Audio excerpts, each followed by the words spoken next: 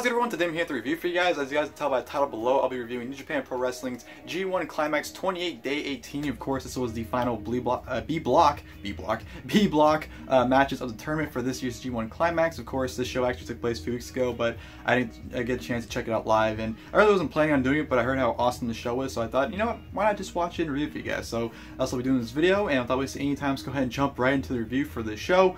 First off, I did not watch the first 5 matches, the first hour of the show, because this is a 3-hour show.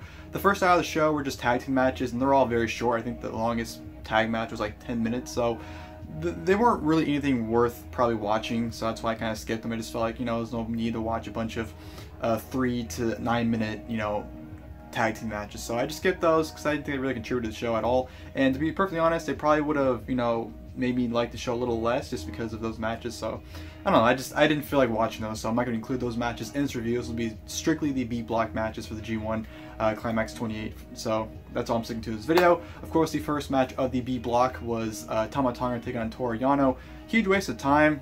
Pretty much, you know, Toru Yano tried to get ropes very early on, took off the turnbuckles, but you know, Tama pretty much just, you know, basic wrestling, and of course ended a DQ once the referee tried to stop Tama from choking out Toru Yano, pushed the referee, then came out the Bullet Club firing squad, or the OG. They caused havoc, and of course, you know, Tama ended up giving one of the referees a gun stun, which caused a DQ. So pretty much a huge waste of time, just pretty much furthering the Bullet Club OG angle where they keep interfering. Tama, I know his new character, but I just feel like he comes off so much trying to be like a movie villain than an actual heel, so I'm not vibing what Tama is doing with this character right now. So but yeah, the opening match, like I said, pretty much a waste of time, not really much if you missed that.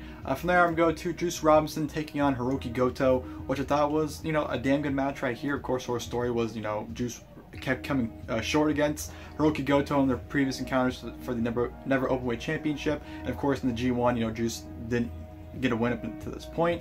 I thought the match was fine. You know, of course, early on they had Juice Robinson's hand taped, and he unraveled it and took the cast off, so that way he couldn't risk getting disqualified. I thought the match was pretty fun. You know, he had some good back and forth action. You know, Goto was very egging on Juice Robinson to bring it to him. Juice got his normal stuff, his signature stuff, like the cannonball in the corner and whatnot, and had a nice comeback as well. I just thought it was a nice, good back and forth match. It had some nice counters, like, you know, Hirooki Goto countering the Pulp Friction into the sleeper, or, you know, Juice Robinson countering the GTR into Pulp Friction. I decided some good stuff, especially towards the end. Goto hits the reverse GTR, but not able to capitalize on it. They had some nice, you know, exchange and counters, which led to Juice Robinson hitting the Pulp Friction for the 1-2-3 to defeat Hirooki Goto here. So good, solid match right here. Definitely enjoyed it, and I thought it was a good one. The next match we had after that was Tomohiro Ishii taking on SANADA. First off, Ishii was probably the MVP of the G1. Him or Kenny Omega, obviously, are the best two in the tournament this year, if you ask me. But SANADA is very underrated, if you ask me. I've always enjoyed SANADA's work. I know he's mainly in the tag team with Evil, but I feel like his singles work, and just him as a character in general, is very underrated, and I've always enjoyed SANADA's work. So I definitely would like to see him get a singles push sometime in the future. But this match was fucking awesome. I thought these two went out there and just beat the holy hell out of each other. The point where Ishii was just egging on SANADA to hit him harder, and as SANADA would go for a hit, Ishii would throw himself in the hit. I just thought that was amazing storytelling right there. But you had a lot of great sequences, and, you know, very early on in the match, they were just, you know, countering each other's stuff. You know, Ishii was going for the skull end to lock in on SANADA. Beautiful counter too when SANADA went for a TKO at one point, and Ishii just absolutely countered it into a skull end. I thought that was a beautiful counter right there. But yeah, these two just went out there and beat the holy hell out of each other and put on an awesome match. And the finish of the match was even more crazy. I just felt like they were going out there and countering everything they possibly could.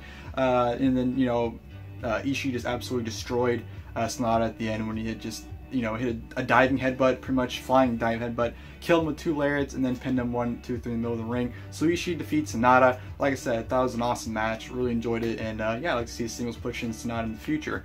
And from there, I'm going to go to Tetsuya Naito taking on Zack Sabre Jr., and which was another awesome match right here. I thought these two went out there and had a really good technical wrestling match. Early on in the match, you know, Naito was kind of playing mind games with Zack Sabre Jr., kept running out of the ring, kind of chasing him around. Well, not chasing him around, but Zack Sabre Jr. was chasing Naito around, going back in the ring, just screwing with them, you know, doing the whole tranquilo in the ring. And, you know, when he did the tranquilo pose, Zack Sabre Jr. just ran out of nowhere, caught him to a cross arm breaker. I thought that was a beautiful transition right there. But you had some great storytelling in the match. You know, it was definitely playing off of the previous match with him in the New Japan Cup, and playing off some callbacks from that, which I thought was great. Definitely played a great element in this match right here.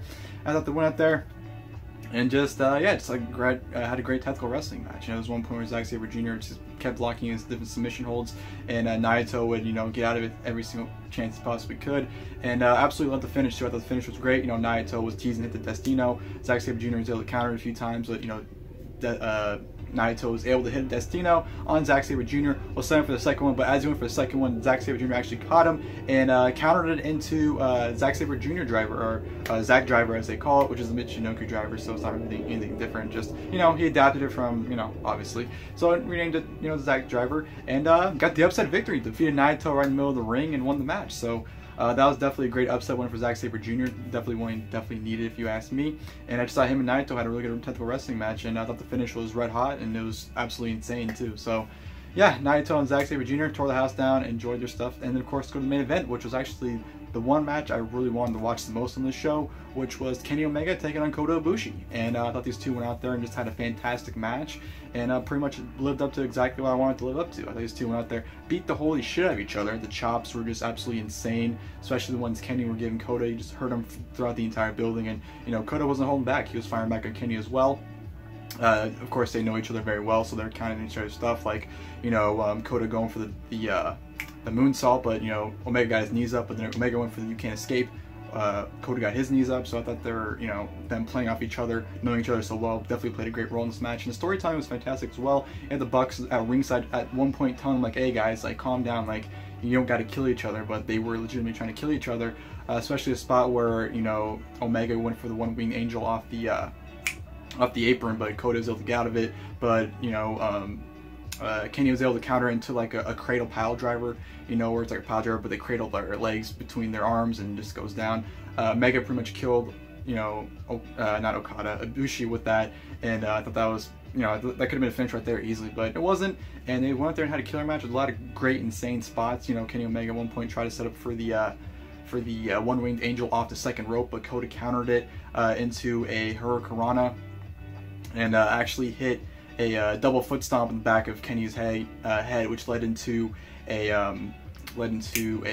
tiger driver off the top rope, which I thought was absolutely insane. Of course, Kenny kicked out of that, which led to the Kamigami, or Kamigoi, the knee strike Ibushi does. I'm sorry, I'm totally blanking out what the name is right there. I'm totally fucking you up, but Ibushi hit that on Kenny and pinned him 1, 2, 3 in the middle of the ring to defeat Kenny Omega and to, you know, advance to the finals, because that was the finals, Ibushi and Tanahashi.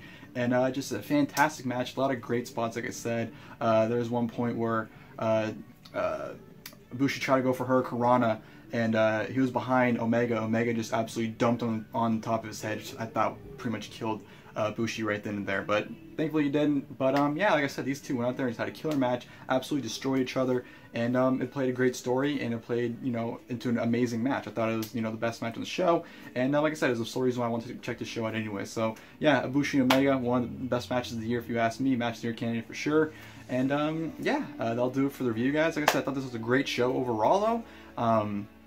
Like I said, I didn't watch the first 5 matches because they're meaningless tags, but the B-block matches are the only matches that really matter anyway in the show, and I thought the last 3 definitely delivered. You know, the SANADA Ishii match is absolutely awesome. Zack Sabre Jr. and Tetsuya Naito had a really good, damn good match as well. And of course, the main event was spectacular. So I definitely enjoyed the show. I thought it was great. I definitely recommend checking it out if you guys haven't on New Japan World. The B-block matches were only 2 hours of the show, so you just pretty much missed the first hour and go straight to the last 2 hours. But it's definitely worth it. It was a great show and definitely had a lot of fun watching. Hopefully I can watch some more New Japan shows in the future, because ever since I went to the G1 special, man, I've just been on a New Japan bug, and I've just been loving everything I've been watching. I've always liked New Japan, but just ever since going to a show live, it got me hooked, and I really want to start watching more New Japan than I already do. So hopefully I can get some more reviews from, you know, previous shows or upcoming shows and on this channel, and hopefully you guys enjoy them if I do them. So I hope you guys enjoyed the video. If you guys did, please like below. Until next time, I'll see you guys later. Thank you guys for watching the video.